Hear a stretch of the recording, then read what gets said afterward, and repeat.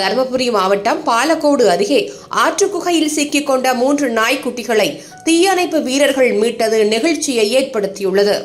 பஞ்சப்பள்ளி சின்னாற்றில் திடீரென வெள்ளப்பெருக்கு ஏற்பட்டதால் நாய் தனது 3 குட்டிகளை மண் குகையின் அடிப்பக்கத்திற்கு அழைத்துச் சென்று விட்டது. இதனால் கடந்த 4 நாட்களாக உணவின்றியும் குட்டிகளை வெளியேற்ற முடியாமலும் தவித்து வந்துள்ளது. இதனை அடுத்து உதவி கேட்டு நாய் தொடர்ந்து அபாய குரல் எழுப்பிக் கொண்டிருந்தது.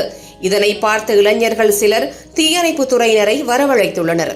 சுமார் 8 அடி ஆழத்தில் சுரங்கம் போன்று இருந்ததால் நாய்க்குட்டிகளை மீட்க சிரமப்பட்டனர். உயிரை பணயம் வைத்து மண் குகை சுரங்கத்திற்குள் சென்ற தீயணைப்பு வீரர் அங்கிருந்த 3 குட்டிகளையும் உயிருடன் மீட்டார்.